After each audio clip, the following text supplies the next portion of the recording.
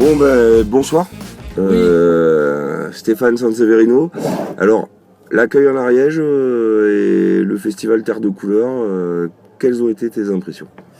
Eh ben mes impressions, c'est que quand tu arrives ici, ça fait un peu comme dans tous les festivals, un peu, tu sais, les festivals roots, là, où tu as toujours peur un peu que ça se passe mal. Le festival de hippie quoi. Oui, c'est ça, non. Les festivals de hippies français, de néo-hippies français.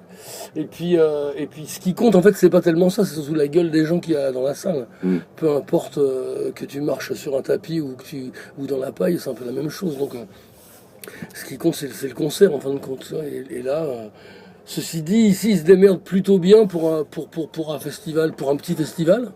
Et la progra, elle est quand même pas mal. Et puis, les gens ont la banane, tous les gens qui vont, je suppose qu'il doit y avoir ici 1 milliard de bénévoles, puisqu'il n'y a que comme ça que ça peut marcher. Il y a 200 bénévoles. En fait. Ouais, donc tous les gens qui sont là sont souriants, adorables et tout, même s'il y en a plein qui sont fatigués et tout, et ça se passe bien parce qu'il y a un truc humain qui se passe assez bien dès le début, quoi. T'arrives, t'es bien reçu, et puis ça continue, puis 2 heures après, ça change pas, et puis après le concert c'est encore pareil. Il y a des endroits où une fois que t'as joué, ben c'est bon, quoi. T'as fait ton set, vas-y, on s'occupe des autres, quoi. Et là, bah, je trouve qu'il y a un accueil très super sympa avec des gens adorables. Et j'ai vraiment pas à me plaindre. Hein. Ouais, côté humain. Et du coup, ce set là avec en trio là comme ça, qui est bien, qui sonne bien rock'n'roll. Du coup, tu peux nous en parler? Oui, on a fait ce set là avec JD et Exa pour répondre aux demandes qui peuvent pas être, auxquelles on peut pas répondre avec la vraie tournée, qui coûte 8000 fois plus cher. Et la tournée où on arrive en bus, il y a 5 techniciens, on est 5 musiciens, enfin, tu vois, c'est vraiment le gros truc. On joue la plupart du temps dans des théâtres et dans des gros festivals. Et quand on nous demande de jouer dans des trucs plus petits, on peut vraiment pas venir à tous parce que c'est pas rentable, le tourneur il s'y retrouve pas, etc. Et du coup on vient en train à 3 comme ça, on demande de louer des amplis et une batterie, etc. Enfin on arrive avec nos grattes, nos baguettes et nos cordes, et moi j'ai mon cahier en plus, et on déboule en train et puis on découvre tout à la balance en fait. Si ça se passe bien à la balance, on sait que ça va être bien, et puis il y a des jours où dans ce genre de dates un peu parallèles là, et enfin c'est à chaque fois différent quand même, mais on a fait ça exprès pour pouvoir aller jouer dans des petits trucs où on peut pas jouer avec la vraie tournée. Voilà. Du coup, tu retournes un peu au côté rock'n'roll, c'est plaisant aussi. C'est-à-dire que tant qu'à faire, comme on peut pas jouer les arrangements qu'on joue à 5, à 6, là en ce moment on est 6, il faut faire un set simple. Et où, tu vois, là, on répète pas, on n'a pas répété, on n'a pas joué depuis 1 an. Et puis, on se rappelle des morceaux, on écoute un peu les lives un petit peu avant. Tout à l'heure, au J tourné, on s'est dit, bon, voilà, ce morceau-là, c'est comme ça. On a inséré 3 nouveaux morceaux qu'on n'avait jamais joués avant, mais que tout le monde connaissait un peu, et on s'est dit bon bah on les fait, on verra bien ce qui va se passer quoi. Et c'est un peu, il n'y a pas de structure, il y a des moments qui sont rallongés, d'autres raccourcis, enfin on improvise le plus qu'on peut dans une formule à 3 quoi.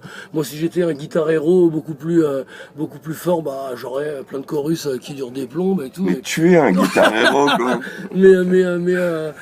Et puis on joue sur l'énergie et le truc de la rythmique à 3 quoi. Alors et puis on s'est aperçu en faisant plein de fois que ça plaisait aussi vachement aux gens quoi. La veille on joue en formule acoustique et les gens sont contents et tout. Puis le lendemain on joue comme ça à Burn, et puis il n'y en a pas un qui se plaint, qui va dire mais enfin si, il y a toujours des gens qui préfèrent un set à l'autre, et puis nous ça nous ouvre les oreilles vachement, le fait de pas répéter et le fait d'avoir une liste un peu nouvelle à chaque fois. Et on se dit bah tiens, on joue les trucs quoi. Tout le monde connaît les accords. Oui, vous vous rappelez à peu près de qu'est-ce que veut dire ce morceau. Bon allez, vas-y, on le joue quoi. Hop, et puis ça démarre. On glisse des solos pas prévus. On fait jouer des solos de batterie au milieu alors qu'il n'y en a pas dans l'arrangement. Enfin tu vois, on réarrange. À chaque fois, alors c'est pas totalement improvisé parce qu'on connaît les chansons, mais on se fait plaisir quoi. C'est une espèce de bœuf avec des gens qui regardent quoi. Ouais. C'est cool en même temps, je sais que là vous êtes venu, c'est quelque part aussi du soutien à Terre de Couleurs. Oui, alors ça c'est aussi une formule qui sert vachement au truc de soutien. Ouais. C'est-à-dire dès qu'il faut arriver à peu nombreux pour que ça coûte pas cher, Parce que dans les trucs de soutien, on a toujours les voyages qui sont payés. Tu vois, c'est un peu le deal qu'on propose. Et là, on a un cachet, on a un petit cachet, mais on en a un quand même. Et alors, on dit, bah écoutez, nous, on accepte les conditions. Par contre, on joue ce qu'on veut en échange. Ouais. Et c'est pour ça qu'on fait ça, quoi. Si on joue pas les morceaux du moment, le single, on s'en tape, etc. On n'est pas en promo, là. On vient se faire plaisir, en fait. Et comme entre nous ça marche bien, on est content de se retrouver, il y a la sauce qui prend, du coup ça fait un concert. Là on avait une liste avec plein d'autres morceaux, moi j'ai appris 1 minute avant de jouer, quand je jouais 1h15, je savais pas combien de temps on jouait. Et puis on s'en fout quoi, on joue les morceaux, puis à un moment je lui dis au gars, écoute 5 minutes avant viens nous dire que c'est fini, et puis voilà comme font les groupes de blues rock qui jouent dans les clubs quoi. Tu vois, moi j'ai toujours en tête Dr Feelgood, ils arrivent dans un endroit, ils empruntent le matos et puis hop, ils jouent et puis ils défoncent tout et ils partent. C'est un peu ça. Après, une question plus politique, est-ce que tu penses qu'en France, la culture est un peu en danger à l'heure actuelle? Oh bah oui, la culture, elle est à mort en danger. Elle est surtout en danger pour les petits groupes, enfin les groupes qui en ont besoin. Parce que la culture, c'est toujours beaucoup plus facile quand t'as vendu plein d'albums. T'es toujours programmé et reprogrammé d'année en année sans avoir besoin de faire tes preuves, ce qui est mon cas. Sur moi, quand je dis à mon tourneur, bah voilà, j'ai envie de faire une tournée l'année prochaine à partir du mois de mars, je dis grosso modo ce qui va se passer dans la tournée alors que je le sais à peine. Et il y a déjà plein de dates de vendues parce que j'ai la chance de remplir un style de salle qui va de 500 à 1500 à peu près sans problème. Ce qui fait que moi je dis j'ai envie de faire une tournée l'année prochaine, alors boum, il y a des dates et après je prévois ce que je vais faire.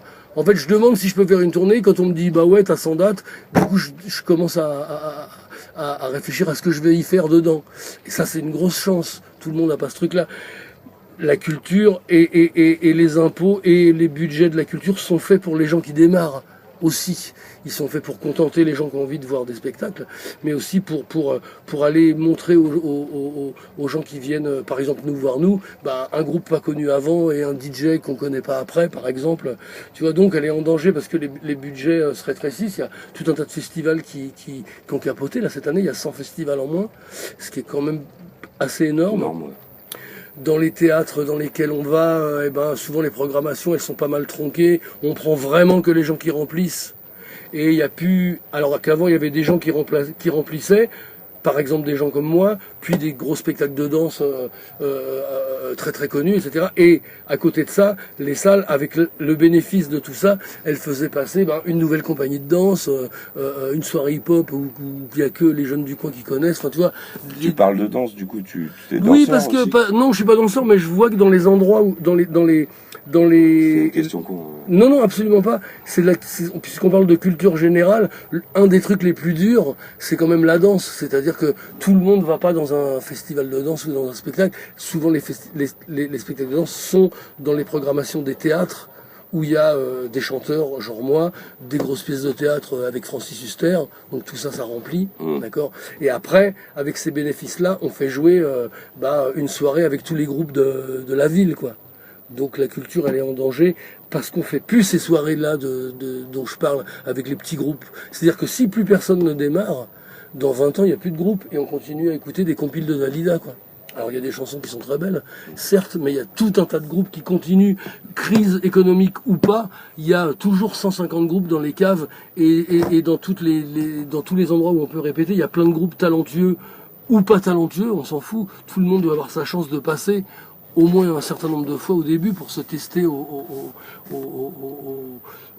boulot de la scène et pour approcher le public, quoi. Parce que dans ta salle de répète, personne vient te voir. Si t'es copain, mais il faut aller pour commencer à vivre de ton métier, il faut aller jouer dans des salles où les gens payent et où tu ramasses une partie du bénéfice de. Enfin, tu vois, ce système économique qui est ridicule, mais qui a la même chose qu'un producteur de j'en sais rien, d'abricots. Il faut qu'il a des dépenses dans son année, et puis il faut qu'il vende pour pouvoir avoir des bénéfices, pour pouvoir continuer l'année prochaine. Et les groupes, c'est pareil, quoi. Et une autre question, est-ce que pour toi, par rapport, j'imagine, tu fais des gros événements, des grosses dates, Est-ce que ça te fait plaisir aussi de revenir dans un festival comme ici, qui est vachement familial, qui a encore un côté vachement alternatif Oui, le côté alternatif, il est super plaisant parce que ça se ressent quand on arrive, et puis les gens ils voient bien, tu vois. Là, il y a des gens qui ont plus de 60 balais qui viennent me voir parce qu'ils me connaissent des disques, des trucs, des passages radio, des trucs télé, etc. Et puis ils viennent là et puis tu leur fais du rock'n'roll. Ils auraient pu être comme ça devant, et non. Les mamies elles aiment bien, les dames en chaise roulante et tout. Et ces festivals-là ils sont faits pour ça, pour mélanger le public, quoi. Il n'y a pas que des gens qui sont là pour faire la fête, qui sont là dans la salle, quoi. Et alors, moi je fais pas, pour revenir au début de la question, je fais pas que des gros événements, je fais plutôt des trucs assez familiales. C'est-à-dire que les salles dont je parlais tout à l'heure de 500 à 1500 personnes, c'est pas des gros trucs branchés, c'est pas des... Ouais, je fais quelques festivals, mais les énormes festivals sont faits par les gens qui vendent vachement de disques. Moi, je vends pas des masses de disques. Ouais. Et alors, je suis pas dans les trucs genre, je suis plus au Franco de la Rochelle, sur les gros trucs comme les gros festivals comme Solidays, le truc en Bretagne là où les Vieilles Charrues, ces trucs-là, j'y suis plus. J'étais au début quand je vendais plein de disques, et maintenant que j'en vends plus, j'y suis plus dans ces trucs-là. Et ça me gêne pas parce que je continue à faire 100 dates par an quand même. Après, un concert, c'est un concert. Hein. Que tu joues aux Vieilles Charrues devant 70 000 personnes, ou ici, à partir du moment où les gens sont contents et où tu as bien joué ton set, je veux dire, tu as fait ton boulot aussi, quoi. Ok. Bah écoute, merci. Merci à toi d'avoir répondu à cette interview. Et puis, je t'en prie. Et puis va voir Billy Hornet parce que... Ouais, d'accord, avec plaisir. Merci. Merci à toi. De rien du tout.